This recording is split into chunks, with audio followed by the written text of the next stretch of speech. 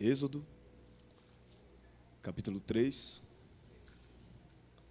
Nós vamos ler do versículo 1 ao versículo 14.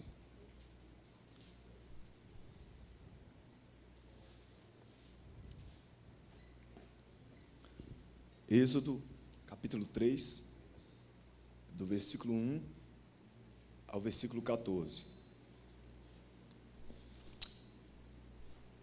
Moisés apacentava o rebanho de Jetro, seu sogro, sacerdote de Midian. E levando o rebanho para o lado oeste do deserto, chegou a Horebe, o monte de Deus. Ali o anjo do Senhor lhe apareceu numa chama de fogo no meio de uma sarça. Moisés olhou, e eis que a sarça estava em chamas, mas não se consumia. Então disse consigo mesmo: vou até lá para ver esta grande maravilha, porque a sarça não se queima.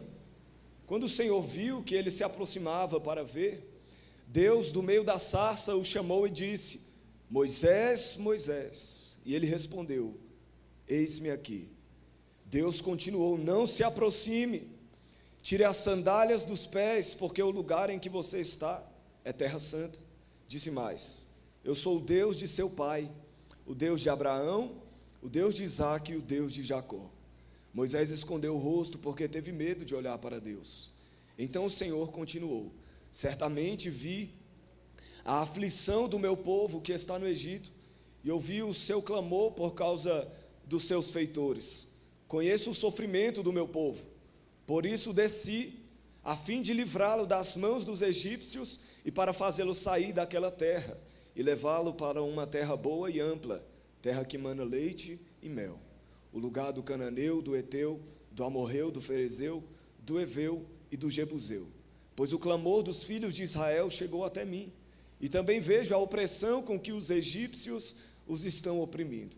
Agora venha, e eu o enviarei a Faraó, para que você tire do Egito o meu povo, os filhos de Israel.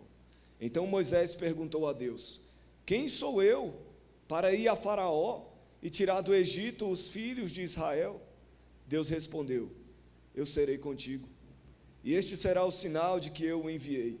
Depois que você tiver tirado o povo do Egito, vocês adorarão a Deus neste monte. Moisés disse para Deus: eis que quando eu for falar com os filhos de Israel e lhes disser: o Deus dos seus pais me enviou a vocês, eles vão perguntar: qual é o nome dele? E então, o que lhes direi? Deus disse a Moisés: eu sou o que sou. Amém? Glória a Deus. Podeis assentar aqueles irmãos que estão de pé. Irmãos, essa passagem, a passagem da sarça ardente, ela nos traz o relato do primeiro encontro que Moisés teve com o Senhor Deus, onde Moisés recebe o seu chamado. E já agora no começo da ministração eu quero deixar uma pergunta para a sua meditação. Você realmente já teve um encontro com Deus? Se sim, você sabe a fundo qual é o propósito, qual é o chamado que Ele tem na sua vida? Já quero deixar aqui de antemão que Deus nunca envia alguém sem antes chamar para perto. Deus nunca comissiona alguém para o ID sem que essa pessoa antes tenha passado pelo vinde do Senhor. O Senhor atrai Moisés, e Moisés, maravilhado, começa a se aproximar da sarça. Então o Senhor o chama pelo nome por 2 vezes, e isso é tremendo, porque quando o Senhor chama Moisés pelo nome por 2 vezes, além de estar chamando a atenção de Moisés, Ele também está dizendo: eu sei exatamente quem você é, eu conheço as tuas obras. Quando o Senhor chama Moisés pelo nome por 2 vezes, ao mesmo tempo que Ele está dizendo: a tua chamada é urgente, Ele também está dizendo: muito cuidado. Ao mesmo tempo que o Senhor está dizendo para Moisés: eu te conheço, eu tenho um chamado na tua vida, ao mesmo tempo eu vejo o Senhor como que esperando uma resposta. Ele chama Moisés pelo nome por 2 vezes, e Moisés responde dizendo: eis-me aqui. Mas vamos à ordem dos fatos. Primeiro, Moisés busca se aproximar de Deus. Depois ele é chamado. Ele busca, ele é chamado, ele se coloca à disposição, dizendo: eis-me aqui. Mas depois de tudo isso, o Senhor olha para Moisés e diz: não se aproxime. Talvez tenha alguém aqui que já tenha passado por algo parecido na sua caminhada com Deus. Você começa a buscar o Senhor, você começa a se colocar à disposição dEle, você recebe um chamado, e quando você acha que você já vai chegar perto de Deus e que você vai viver coisas tremendas, o Senhor de repente diz: para bem aí onde você está. Como explicar isso? Moisés busca se aproximar, Moisés recebe um chamado de Deus, Moisés se coloca à disposição do Senhor, e o Senhor diz: não se aproxime. É porque, irmãos, buscar a Deus é bom, mas não é o suficiente. Ser chamado por Deus é bom, é excelente, é maravilhoso, mas se você for se firmar só no fato de que você é chamado, isso não é o suficiente. Se colocar à disposição do Senhor é necessário, não só é necessário, como é fundamental, mas se for só isso não é o suficiente, é necessário tirar a sandália dos pés. E aí alguém vai se perguntar: o que afinal de contas significa isso? O tema da vigília é: tirar a sandália dos teus pés, porque o lugar em que tu estás é terra santa. No versículo 7 do capítulo 4 do livro de Ruth, a Bíblia diz que antigamente em Israel, quando ia se firmar um acordo de qualquer espécie, seja ele de resgate ou de transferência de propriedade, o meio pelo qual era firmado, como se fosse um documento nos dias de hoje, era o homem tirar a sandália dos seus pés e entregar para o outro. Era assim que eram firmados os negócios em Israel. Era assim que se firmava um compromisso na terra de Israel. Era assim que se firmava um negócio na terra de Israel. Então, quando Moisés busca, recebe um chamado, se dispõe a viver o chamado, e Deus diz: para bem aí onde você está, primeiro tira a sandália dos teus pés. Deus está dizendo que Moisés deveria buscar ao Senhor, mas não somente isso, que Moisés havia sido chamado, mas que se ele fosse se firmar somente no fato de que ele havia sido chamado, ele não ia conseguir cumprir a missão. Deus estava dizendo que Moisés precisava ter disposição, mas que acima de tudo isso, era necessário firmar um compromisso solene, era necessário firmar um compromisso seríssimo com o Senhor, porque ao contrário do que muitos pensam, a obra do Senhor nunca foi brincadeira, e Deus nunca foi brinquedo. Deus estava dizendo a Moisés: antes de você se aproximar de mim, antes de você cumprir a missão, o propósito que eu tenho para a tua vida, primeiro firma um compromisso comigo, tira a sandália dos teus pés, porque o lugar onde você está é terra santa. O Senhor estava chamando Moisés para atentar para a seriedade daquilo que ele estava chamando para fazer. Deus diz: tira a sandália dos teus pés, porque o lugar onde você está é terra santa. Quando Moisés corresponde, ele está assumindo uma grande responsabilidade. E eu quero te dizer, se um dia você disse: eis-me aqui para o Senhor, então agora o que o Senhor requer de você é que você honre a Ele até o fim da sua vida.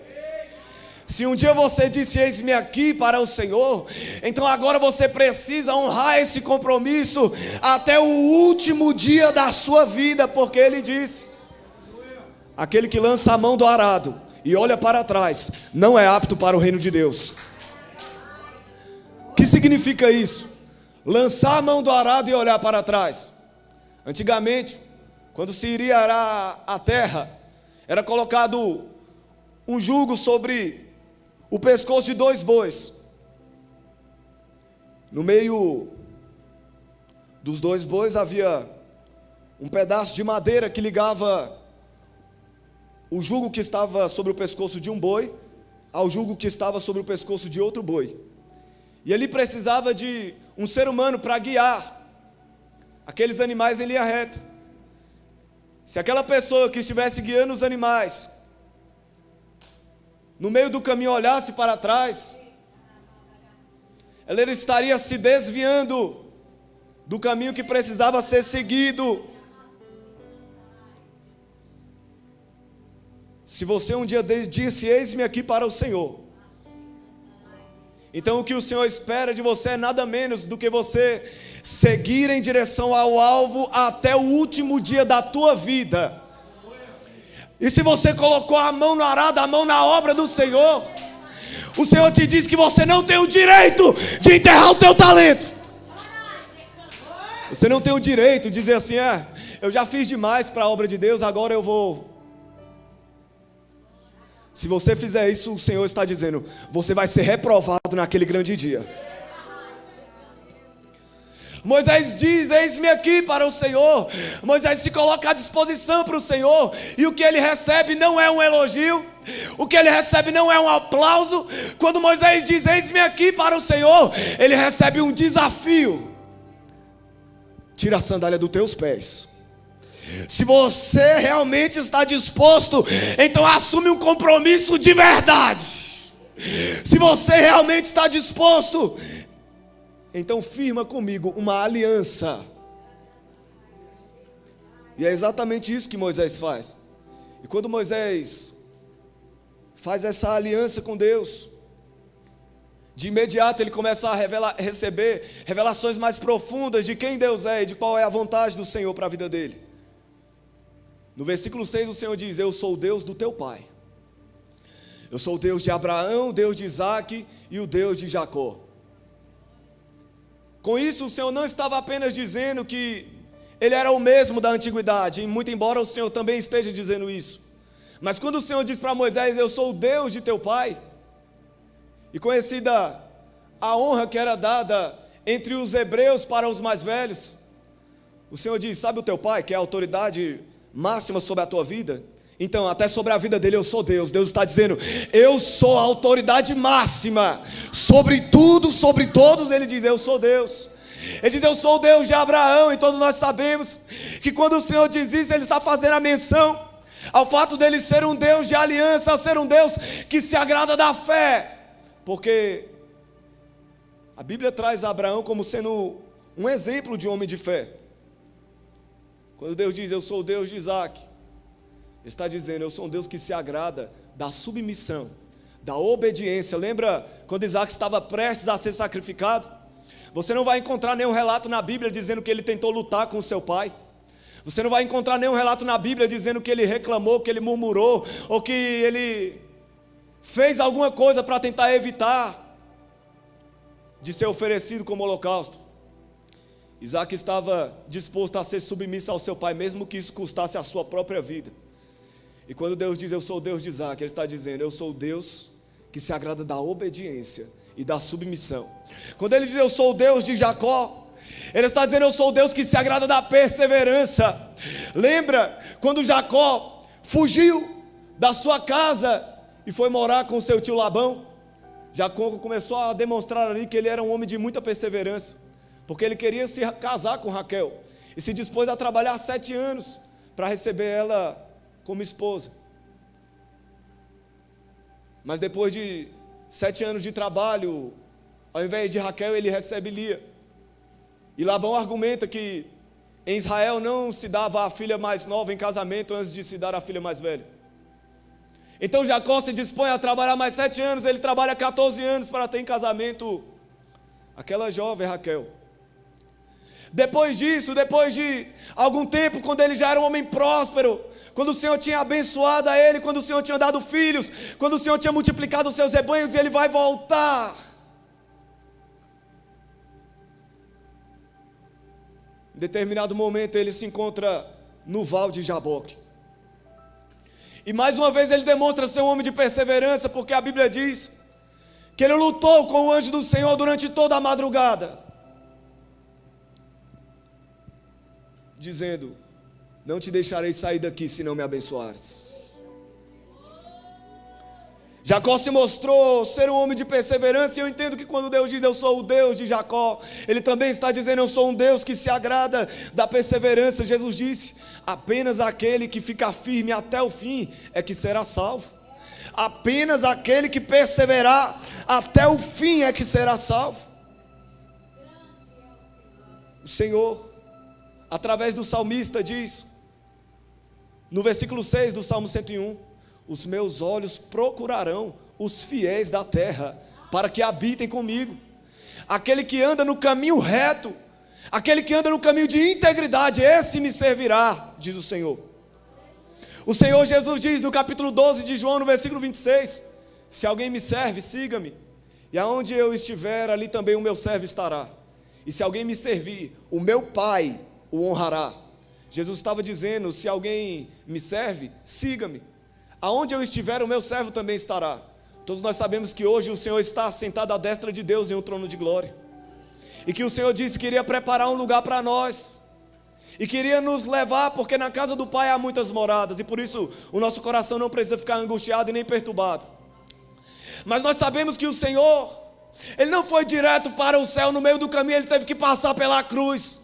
O Senhor não nos chamou dizendo, se alguém me serve, se teletransporte para onde eu estou. Ele disse, siga-me. Então, se nós queremos herdar também ao céu de glória, nós temos que passar pelo mesmo caminho que Jesus passou. É por isso que Ele diz, se alguém quiser vir após mim, negue a si mesmo, tome a cada dia a sua cruz e siga-me. Porque aquele que quiser salvar a sua vida a perderá, mas aquele que perder a sua vida por amor de mim e do Evangelho, esse a achará. O que adianta o homem ganhar o mundo inteiro e perder a sua alma? Ou o que poderia dar um homem em troca da sua alma? Jesus diz que se qualquer um de nós, no meio dessa geração adúltera e pecadora, se envergonhar dele e se envergonhar das palavras dele, Ele diz, eu também me envergonharei dele diante do Pai e dos santos anjos. Mas Ele diz, se alguém me confessar diante dos homens, eu o confessarei diante do Pai. E quando Ele diz confessar diante dos homens, Ele não está dizendo apenas você proferir meia dúzia de palavras alegando que tem um compromisso com Ele. Para Deus isso não é o suficiente. Quando Ele diz, se alguém me confessar diante dos homens, e nós fomos buscar esta palavra na raiz grega, que foi a primeira língua em que foi escrito o Novo Testamento, você vai ver que essa palavra confessar significa estar totalmente alinhado, estar totalmente de acordo. O Senhor Ele não quer apenas que você reconheça Ele da boca para fora, Ele quer que você se apresente, o corpo, a alma e o espírito irrepreensível perante a presença dEle. O Senhor Ele é tão bom, Ele é tão maravilhoso, Ele é tão misericordioso, que o simples fato de nós assumirmos um compromisso real com Ele, já faz Ele nos tratar como amigos, e trazer revelação do seu ser, e trazer revelação da sua vontade para a nossa vida. É claro que a profundidade nessa revelação é gradativa, é à medida que nós andamos com o Senhor, à medida que nós buscamos ao Senhor, Ele nos direciona no próximo passo que nós temos que dar. E além de instruir Moisés acerca de quem ele é, o Senhor também estava revelando a Moisés, a partir do versículo 7, aquilo que se passava dentro do seu coração. Olha só o que o Senhor falou para Moisés a partir do versículo 7. Eu tenho visto a opressão do meu povo. Ele diz, eu tenho ouvido o clamor do meu povo, eu conheço bem o sofrimento do meu povo. Ele diz, eu estou aqui para libertar o meu povo, eu estou aqui para levar o meu povo para uma terra boa, para uma terra que tem leite e mel em abundância, terra de povos que são mais numerosos do que vocês, são mais fortes do que vocês, mas o Senhor diz, eu serei contigo. O Senhor está revelando a Moisés que o clamor do povo de Deus tinha chegado aos ouvidos dele. E esse texto ele nos revela coisas grandiosas. É como se o Senhor estivesse abrindo o coração e mostrando para Moisés qual era o plano dele. Esse texto nos revela que, primeiro, como o Senhor mesmo disse, Deus vê a aflição do seu povo. Segundo, Deus ouve o clamor do seu povo. Terceiro, Deus conhece o sofrimento do seu povo. E esses três pontos nos levam a um quarto entendimento: Deus se importa com o seu povo. Esse texto nos mostra que Deus socorre o seu povo, que Deus tem bons planos para o seu povo, e tudo isso porque Deus se compadece, Deus tem compaixão do seu povo. Ele diz em sua palavra: eu é que sei que pensamentos têm a vosso respeito, diz o Senhor. Pensamentos de paz e não de mal, para vos dar o fim que desejais. Um futuro, uma esperança. E em coerência com isso, está escrito em Provérbios, no capítulo 23, o versículo 17 e o 18. Não tenhas inveja dos pecadores, pelo contrário, persevere no temor do Senhor em todo o tempo, porque certamente haverá um futuro e a sua esperança não será frustrada, diz o Senhor. Mas, para entender essa ministração, aquilo que o Senhor quer trazer ao seu coração, é de suma importância que você entenda o que aconteceu no versículo 10 do capítulo 3 de Êxodo. O Senhor diz: agora venha, e eu o enviarei a Faraó, para que você tire do Egito o meu povo, os filhos de Israel. Se você está prestando atenção na ministração, você vai perceber que do versículo 5 para o versículo 10, muita coisa muda. Porque o mesmo Deus que no versículo 5 estava falando para Moisés: não se aproxime, no versículo 10 ele diz: agora venha. O mesmo Deus que no versículo 10 estava dizendo para Moisés: fique onde você está, no versículo 10 o Senhor está dizendo: pode se achegar à minha presença. É porque no versículo 5 Moisés ainda não tinha firmado um compromisso real com Deus, como a forma em que se fazia antigamente em Israel. No versículo 5 o Senhor não diz: não se aproxime, primeiro tira a sandália dos seus pés. E no versículo 10 o Senhor diz: agora venha. Ou seja, foi firmado um compromisso mais profundo com Deus. No versículo 5 Moisés não tinha tanto entendimento acerca de quem Deus é, assim como bem como no versículo 10, porque no versículo 6 o Senhor revelou: eu sou o Deus de seu pai, o Deus de Abraão, o Deus de Isaac, o Deus de Jacó. No versículo 5, Moisés ainda não tinha entendido qual era a vontade do Senhor para o seu povo. E no versículo 10, ele compreende um pouco mais daquilo que se passa dentro do coração do Senhor. Isso o torna apto para adentrar um nível mais profundo de intimidade. O mesmo Deus que disse: fique aí, agora diz: agora venha. Isso não quer dizer que Moisés estava pronto, mas quer dizer que ele estava no caminho certo. Quando o Senhor nos chama para uma missão, para um propósito, por mais que a gente busque, por mais que a gente se coloque à disposição, a gente não fica pronto da noite para o dia. É um processo. Agora, é muito interessante a gente analisar o que o Senhor falou para Moisés: eu o enviarei a Faraó.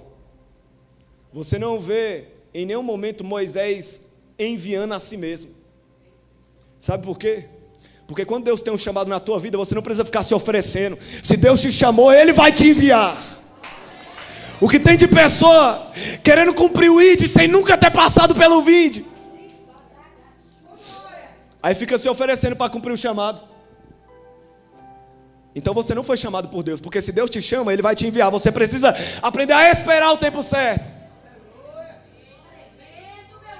Irmãos, esse dia eu estava saindo de uma ministração em outra cidade, e caminhando pela rua, veio um senhor de idade em cima de uma bicicleta, e ele me viu com a Bíblia, com a roupa social, e ele parou e começou a conversar comigo. E a conversa dele era assim: eu sou profeta, eu sou isso, eu sou aquilo, eu sou pregador, eu sou teólogo, eu sou isso, eu sou aquilo. E eu ouvindo e falando: glória a Deus, glória a Deus. E ele, de repente, no meio dessa conversa, começou a falar para mim: pega aí o meu número, me indica lá na sua igreja, me indica para vários pastores, me leva para pregar para... Falei assim: ô meu irmão, quando Deus chama alguém, Deus envia, você não precisa se oferecer. Na mesma hora ele pegou a bicicleta e saiu. Nem olhou mais na minha cara, mas...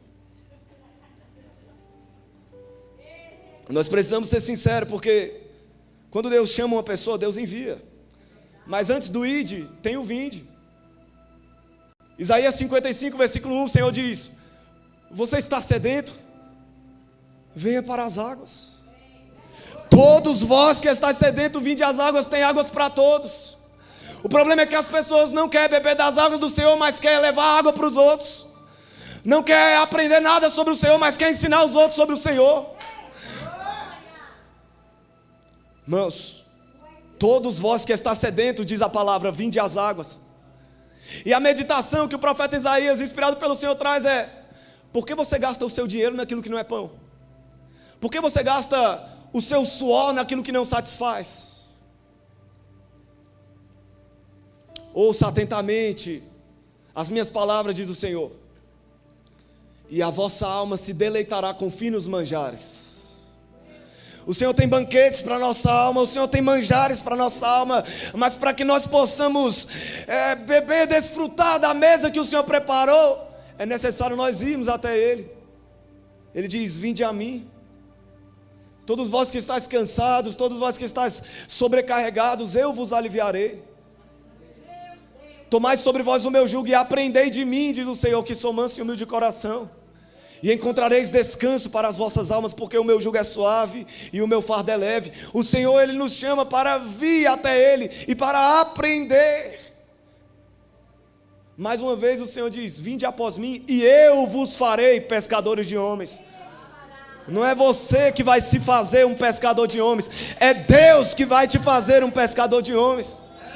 E se você tem um chamado de Deus para a sua vida, você não precisa ter nenhum tipo de dúvida quanto a isso. Invista sem medo no teu chamado, porque a Bíblia diz: aquele que ganha almas, sábio é. Sábio é, porque ele escolheu, ao invés de juntar tesouros na terra, onde o ladrão rouba, onde a traça e a ferrugem corrói, ele escolheu a juntar tesouros nos céus. Pedro olha para o Senhor e diz: eis que nós deixamos tudo e te seguimos. E o Senhor diz: em verdade vos digo, que vós os que me seguistes, quando na regeneração do Filho do Homem, vós também vos assentareis em 12 tronos, para julgar as 12 tribos de Israel. E ninguém há que tenha deixado casa, pai, mãe, irmão, ou campos ou terras, por amor de mim, do meu evangelho, que não receberá 100 vezes mais nessa terra, e no porvir a vida eterna.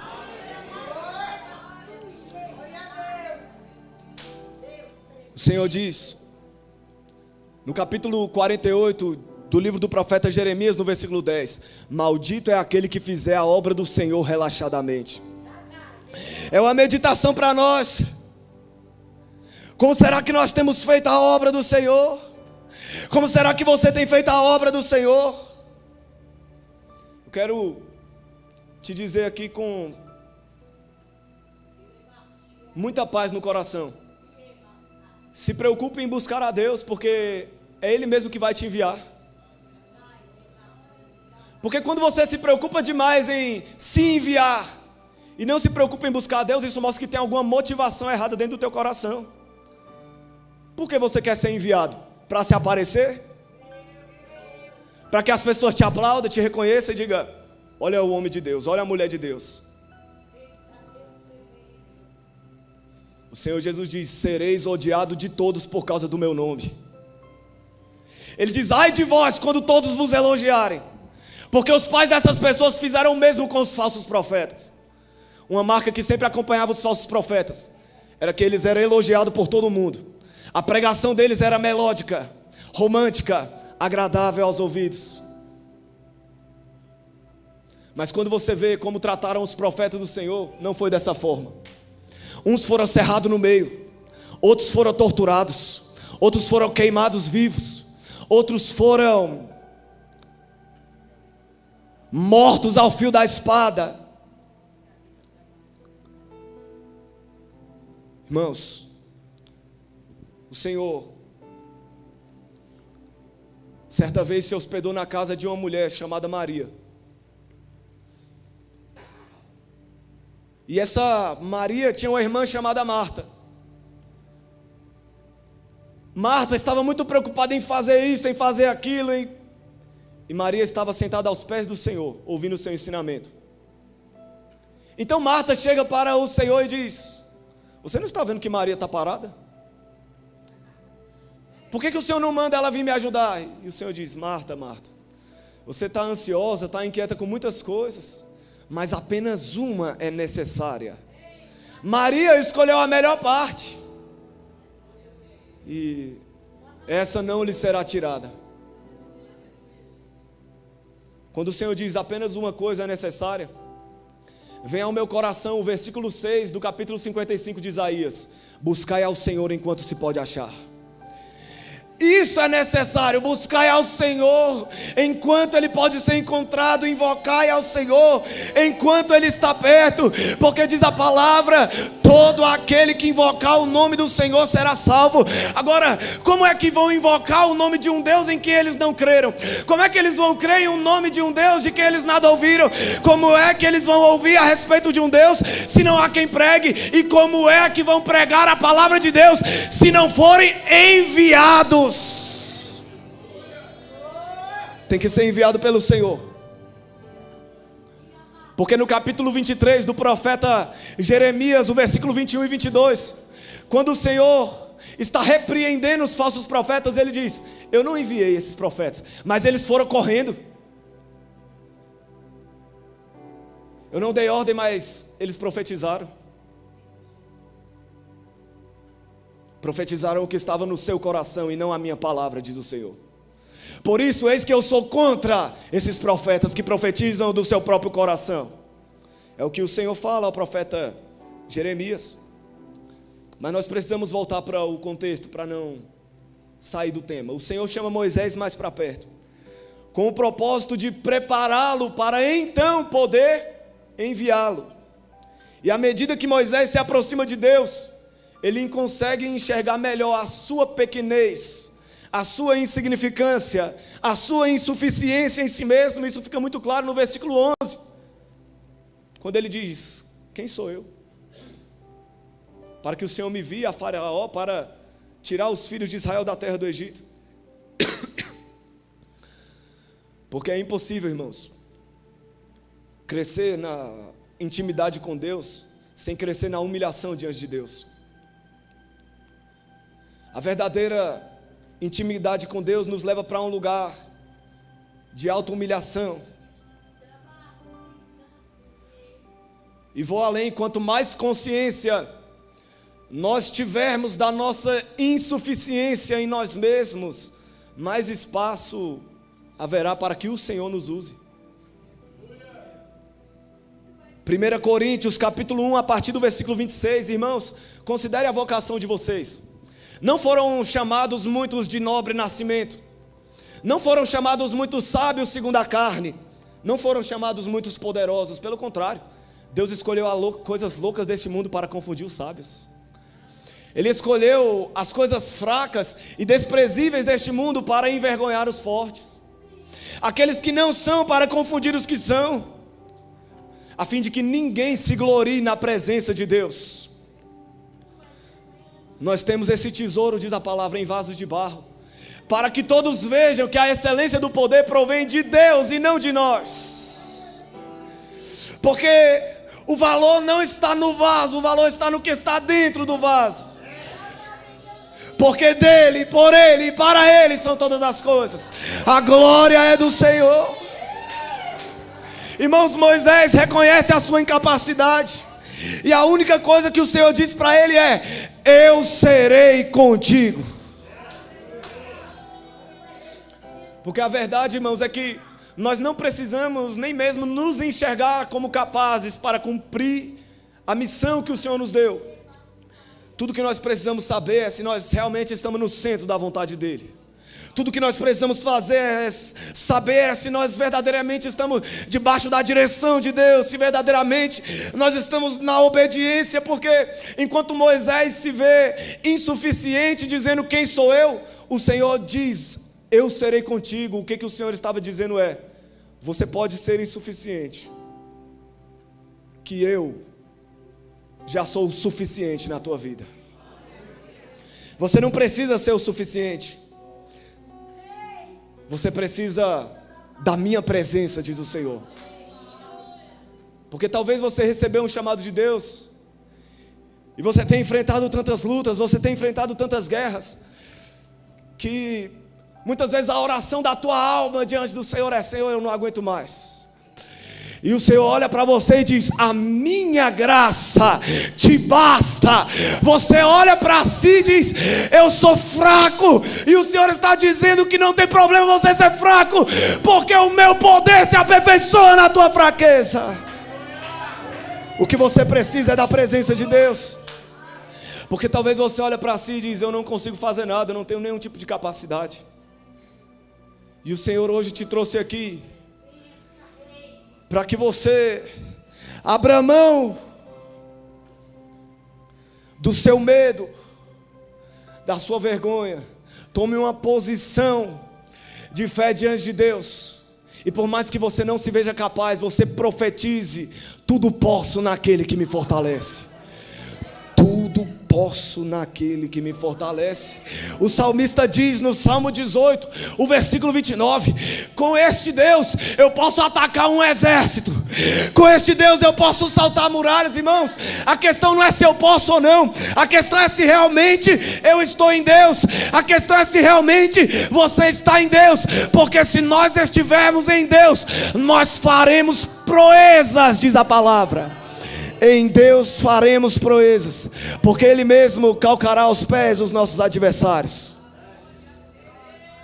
Que diremos, pois, à vista dessas coisas?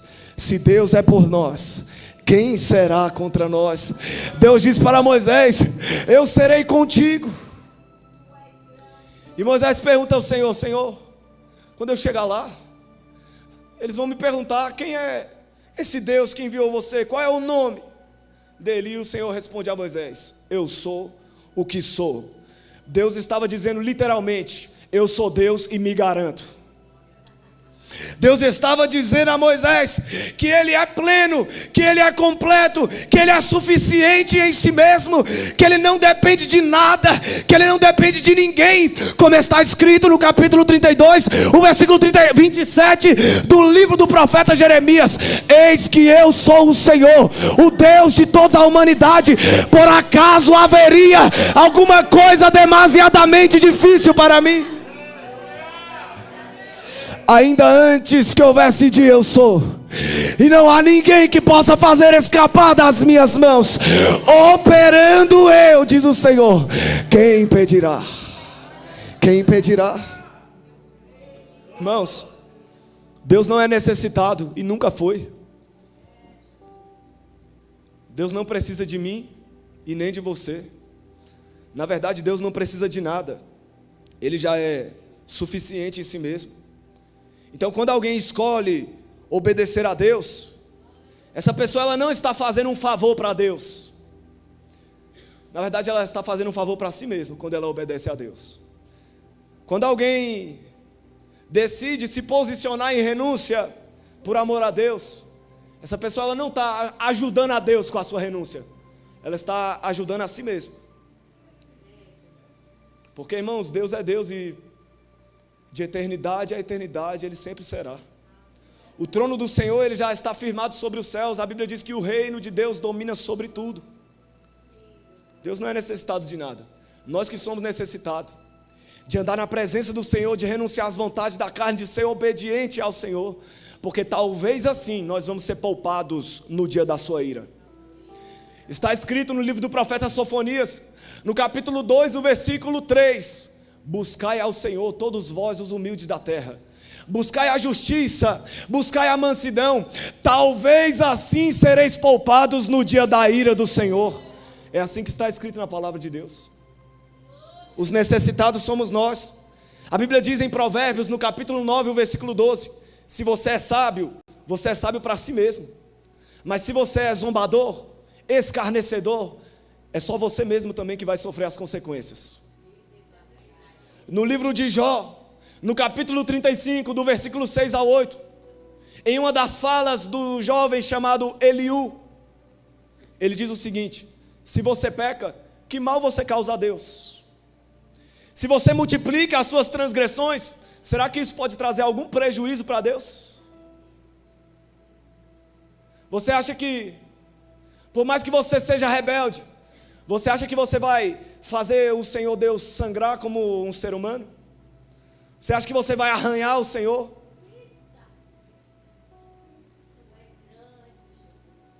ele faz a pergunta: se você é justo, você acha que Deus vai ganhar alguma coisa com isso?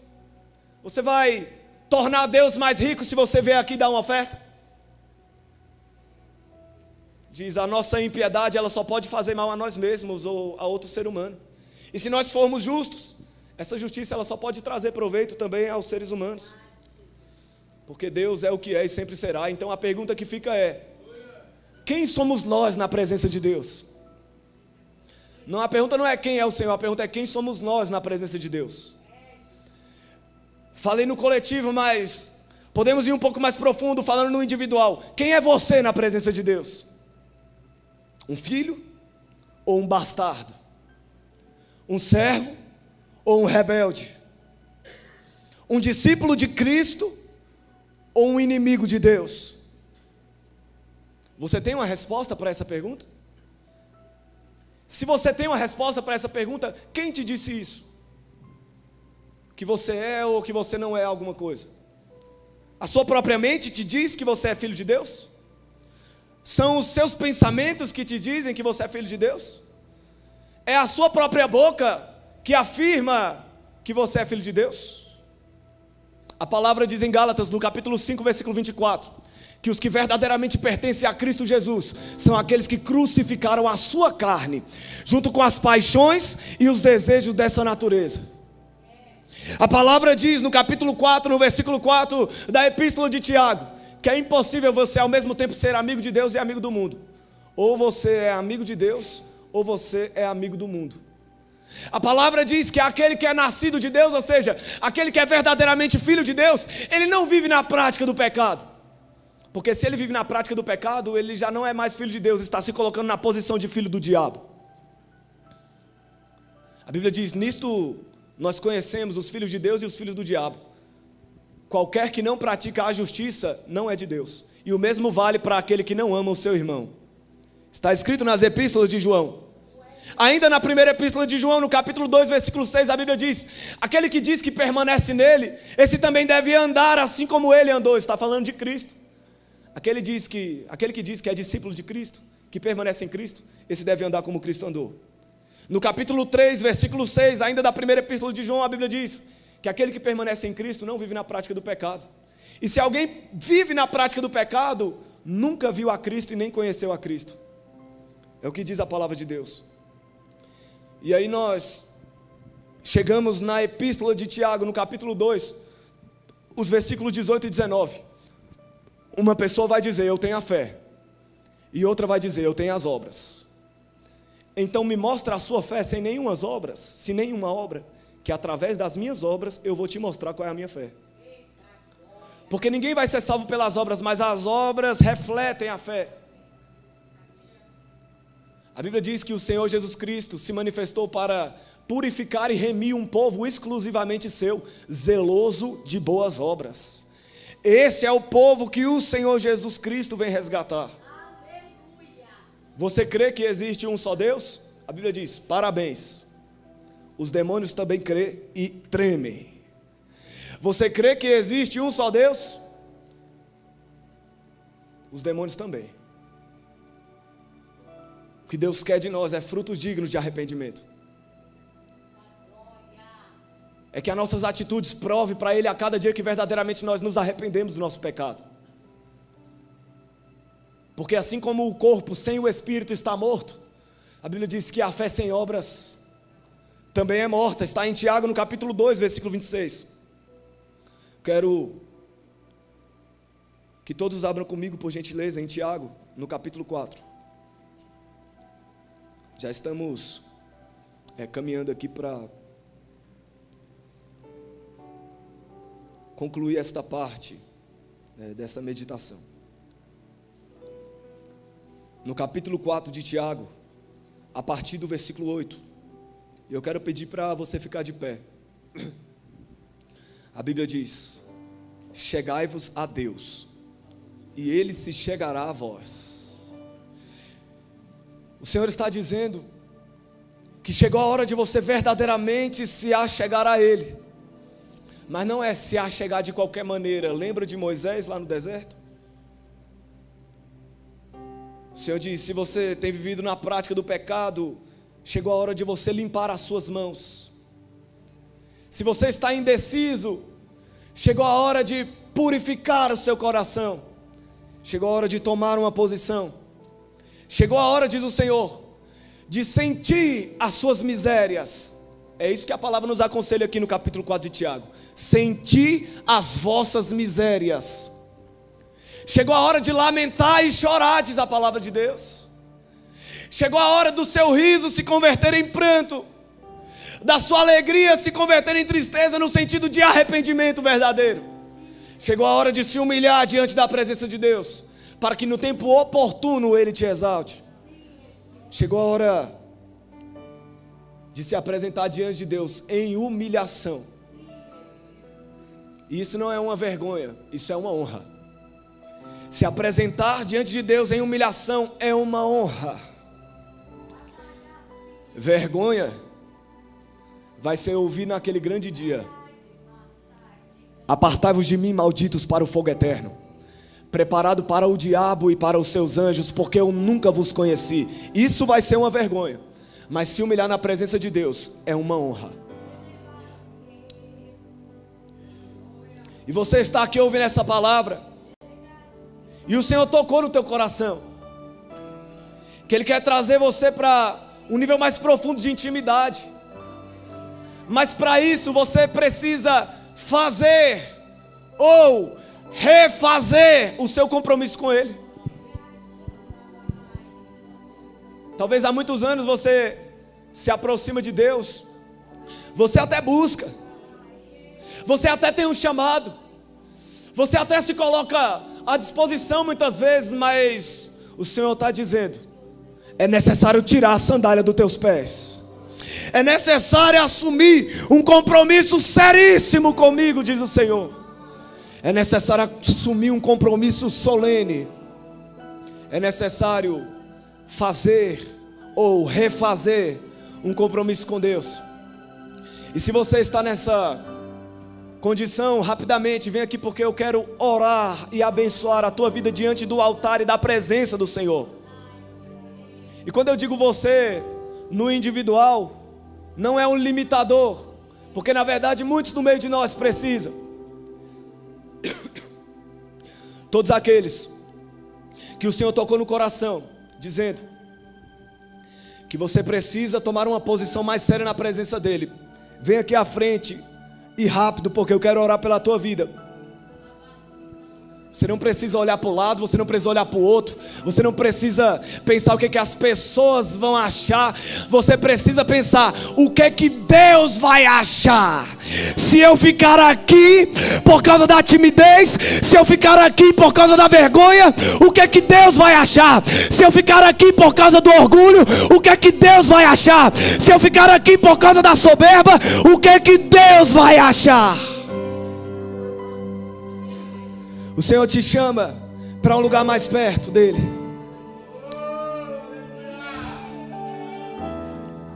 Aquele que se envergonhar de mim, das minhas palavras diante dos homens, diz o Senhor, eu me envergonharei dele diante do Pai. A escolha é sua.